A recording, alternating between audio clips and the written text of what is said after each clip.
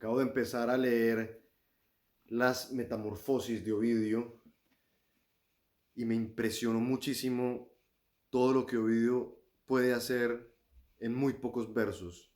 Los versos de Ovidio están cargados de sentido, de intención, y eso se puede ver muy claramente en el prólogo. El prólogo de Las Metamorfosis consta de 4 versos. Aquí están. Y en estos 4 versos, Ovidio logra explicar cuál es su proyecto literario en las Metamorfosis, inscribirse en la tradición poética grecorromana y darnos unas luces de la enorme ambición de lo que se propuso hacer con las Metamorfosis. Un poco de contexto: Las Metamorfosis es un libro del poeta romano Publio Ovidio Nasón. Ovidio escribió Las Metamorfosis alrededor del año en el que nació Jesús, o sea que este libro tiene más de 2000 años y reúne muchos de los episodios más conocidos de la mitología grecorromana o de la mitología griega, que luego fue adaptada y reinterpretada por los romanos. Entonces, ¿qué tenemos en estos primeros 4 versos del prólogo que son impresionantes? Vamos a leerlos antes de empezar a analizarlos. Dice: mi inspiración me mueve a hablar de formas mudadas a cuerpos nuevos. Dioses, pues vosotros cambiasteis incluso estos. Inspirad mi proyecto y desde el comienzo primero del mundo, dirigid mi canto sin interrupción hasta mi propia época. Esos son los 4 versos de el prólogo de Las Metamorfosis de Ovidio. Entonces, ¿qué es lo primero que hace?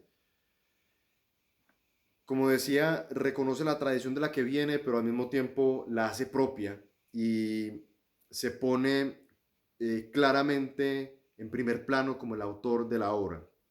¿A qué me refiero con esto? Cuando uno lee el prólogo de Las Metamorfosis, hace una asociación natural, obvia, con la Ilíada y la Odisea. La Ilíada y la Odisea son estos poemas épicos fundacionales de la tradición del canon literario occidental, y ambos poemas empiezan con una invocación a la musa. En la Ilíada, Homero le pide a la musa que le ayude a contar la historia de la ira de Aquiles. Es la ira de Aquiles la que termina en la destrucción de Troya, y esa es básicamente la historia de la Ilíada. Y en la Odisea, Homero le pide a la musa que le ayude a contar la historia de Odiseo, de ese hombre ingenioso que fue parte de las huestes griegas que asolaron a Troya y que luego, regresando a su casa, tuvo una serie de aventuras y de infortunios que lo llevaron a vivir la aventura más grande de la literatura. Esos son los comienzos de la Ilíada y la Odisea, una invocación a la musa. Incluso aquí los tengo, los puedo leer para que se den una idea como de el lenguaje. En la Ilíada dice: canta, oh diosa, la cólera del Peli de Aquiles. Y en la Odisea dice: háblame, musa, de aquel varón ingenioso que anduvo errante largo tiempo después de haber destruido la sagrada ciudad de Troya. Entonces, ahí tenemos, se podría decir, una fórmula que también era parte de la tradición. Estos poemas épicos que nosotros leemos en la Ilíada y la Odisea, en realidad eran poemas que se cantaban. Los poetas cantaban estos poemas ante el público, y en estos celebraban y rememoraban gestas de guerreros, vidas y sucesos de dioses y del encuentro entre esos dioses y los mortales. Y los poemas tenían una serie de fórmulas y una serie de estructuras gramaticales que se repetían a lo largo del poema. Cualquier persona que haya leído la Odisea y la Ilíada se dará cuenta que hay oraciones que se repiten de manera muy similar a lo largo del poema, y estos eran recursos mnemónicos, eran recursos que le ayudaban al poeta a navegar la historia, a ir recordándola a medida que la iba recitando. Y esta invocación a la musa era tanto parte de esas fórmulas que le ayudaban al poeta a contar la historia, eran tanto eso como la tradición de invocar a la musa, esta idea de que el poeta era un vehículo para que la musa se expresara y para que la musa contara la historia.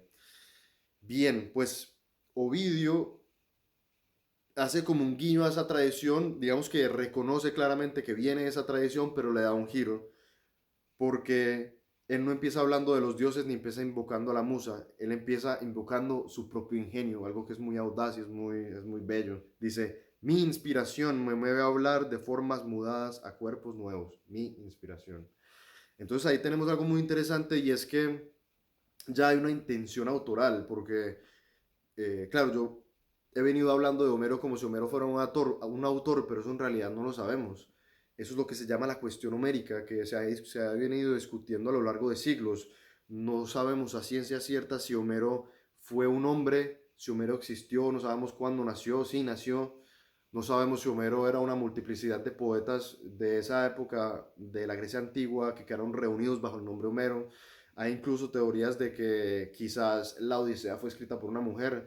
Eso es una teoría de Samuel Butler, que fue un gran escritor que tradujo la Odisea y tiene una versión en prosa que por cierto está publicada, la estoy mirando por aquí arriba, fue editada por Blackie Books. Es una edición muy amena, muy rica de leer.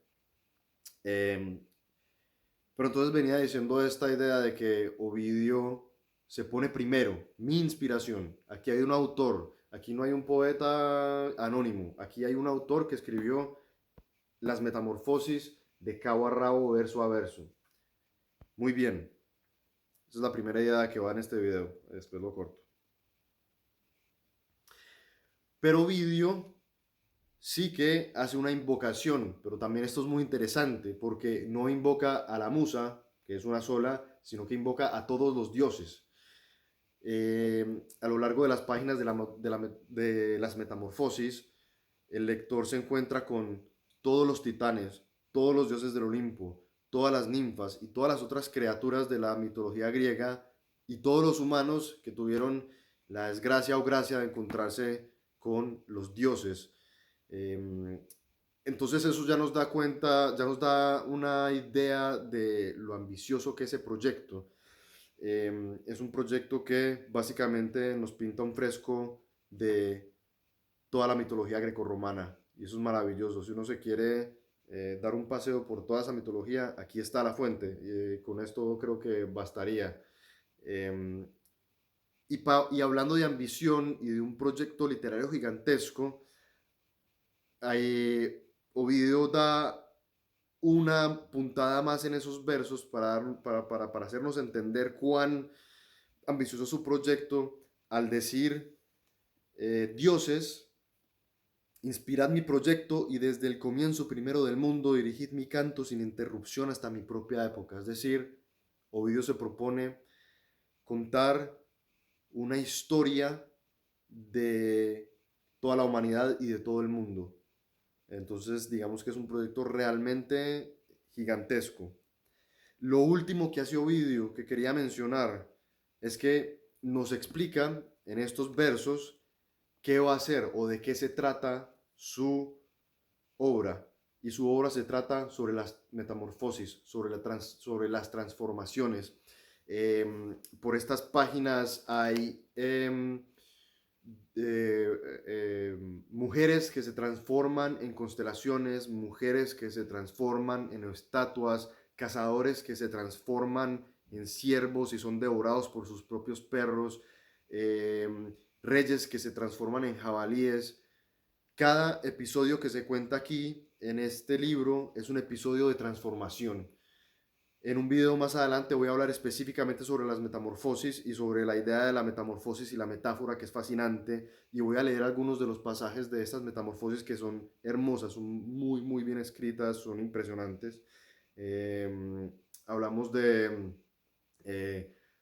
sí, un hombre cuyas manos se empiezan a transformar en una pezuña, o una mujer cuyas piernas se transforma en una raíz y la arraigan a la tierra. y todas estas transformaciones hermosas que nos hablan sobre la metáfora, sobre, sobre esta idea de que todo puede ser otra cosa y que todo representa alguna otra cosa. Y en el próximo video voy a seguir dando un par de puntadas sobre el tema de Dios, porque claro, aquí Ovidio hace algo muy interesante, es que se pone primero que los dioses y luego se devuelve hasta la creación del mundo y se pone casi como un dios anterior a los titanes y a los dioses del Olimpo, pero no es el primero. Hay un dios ahí que es un dios misterioso del que vamos a hablar en el próximo video.